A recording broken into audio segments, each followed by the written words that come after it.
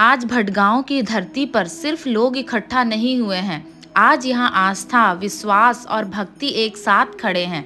आज भटगांव की फिजा में एक ही नाम गूंज रहा है, हरि हरि हरि। नगर पंचायत भटगांव के प्रसिद्ध हनुमान मंदिर परिसर में इन दिनों एक दिव्य वातावरण बना हुआ है।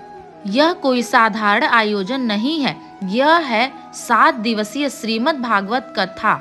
यहाँ चित्रकूट धाम से पधारे सुप्रसिद्ध कथावाचक आचार्य श्री दुर्गेश त्रिपाठी जी के मुख से जब श्री कृष्ण कथा प्रवाहित होती है तो लगता है जैसे द्वापर युग स्वयं भटगांव में उतर आया हो।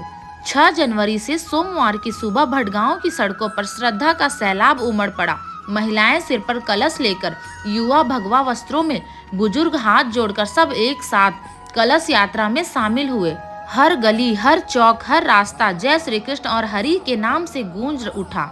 यह कलश यात्रा सिर्फ एक परंपरा नहीं थी, यह भटगांव की आत्मा का विश्वास को अर्पण था। कलश यात्रा के बाद प्रतिदिन सायंकाल 3 बजे हनुमान मंदिर परिसर में श्रीमद् भागवत कथा का आयोजन निरंतर जारी है।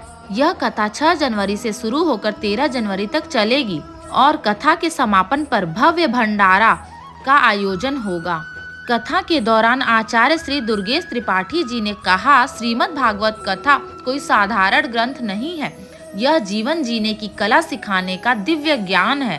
भागवत को समझना भगवान श्री कृष्ण को समझने जैसा है और यह सौभाग्य जन्म जन्मांतर के पुण्य से ही मनुष्य को प्राप्त होता है। जब आचार्य जी ने श्री कृष्ण की बाल लीलाओं का वर्णन किया तो पूरा पंडाल मुस्कुरा उठा। जय गोवर्धन पूजा का प्रसंग आया तो आंखें भर आई।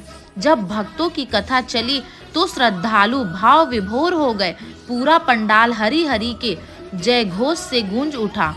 कथा में शामिल श्रद्धालुओं ने कहा, हर बार भागवत कथा सुनकर ऐसा लगता है जैसे नया जीवन मिल गया हो। मन का सारा बोझ उतर जाता है और भीतर एक अजीब सी शांति भर आती है।